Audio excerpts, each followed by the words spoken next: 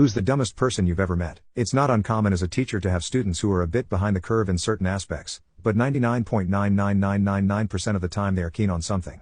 They might not understand how to identify a noun or what the theme is, but they somehow know how to make a mean plate of nachos. You learn pretty quick to not judge fish for their tree climbing ability, you know? I thought this was the rule when I was teaching until I met Kevin. Kevin isn't his real name, but it doesn't matter because he can't spell it anyway. Kevin was a student of mine during my last year of teaching. He came to my classroom with very little to show for his academic past. He had moved a few times and thus was missing a lot of typical test scores that we use to try and ballpark their ability. I thought that's fine. I'll just do some one-on-one with Kevin and see what's up. One-on-one with Kevin was like conversing with someone who'd forgotten everything in a freak, if not impossible, amnesia incident.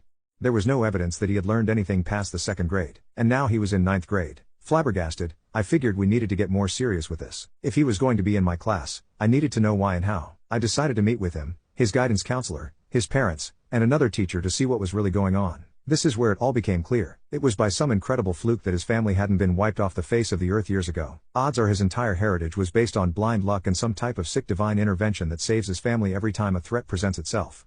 Kevin was the genetic pinnacle of this null achievement. Even my instructional lead, a woman who could find a redeeming trait in a Balrog, failed to see any reason this kid or his family should be alive today.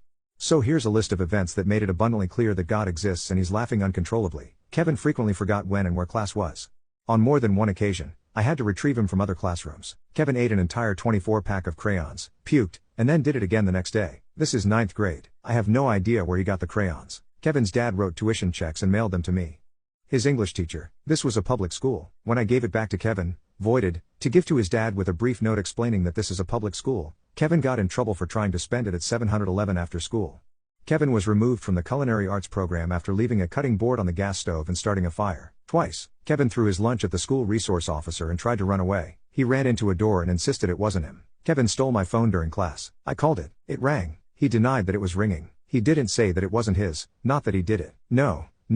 He denied that the phone was actually ringing. He tried it 3 times before the end of the year. Kevin called the basketball coach a mother-effing bitch during gym. Basketball tryouts were that afternoon. Kevin tried out. It didn't go well. Kevin's mom could never remember which school he went to. She missed several meetings because she drove to other schools, none of which he ever went to. Kevin tased himself in the neck before a football game. Kevin kept a bottle of orange Kool-Aid in his backpack for about 4 months. He thought it would turn into alcohol. He drank it during homeroom and threw up. Kevin says the N-word a lot. Kevin was white. The high school was 84% black. Kevin got beat up a lot. Kevin stole another student's iPhone and tried to sell it back to them. Kevin didn't understand that his grade was dependent on tests, quizzes, homework, classwork, and participation. Kevin finished his first semester with a 3% average. He tried to bribe me with $11. Kevin spit on a girl and said you should get out of those wet clothes. The girl was the Spanish student teacher. Kevin didn't know dogs and cats were different animals. Kevin tried to download adult film onto a computer in the library. At the circulation desk, while he was logged on to the librarian's account, Kevin asked a girl to prom. He was in 9th grade and freshmen don't go to prom, by asking for her phone number and then texting her his address.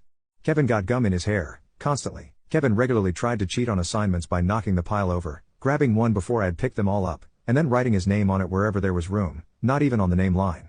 Kevin had several allergies, but neither his parents nor he could remember what they were. They were very concerned that the holiday party, it's high school, we don't have those, would have peanuts. When they finally got a doctor's note, he was only allergic to amoxicillin. Kevin and his parents took a trip to Nassau. How the duck did they even get airline tickets? And forgot all their luggage at home. I didn't believe him when he told me until I talked to his mom, who told me that first thing when I saw her at the biweekly meeting. Kevin's grandfather apparently died in a chainsaw accident. I can only assume God was looking the other way that day.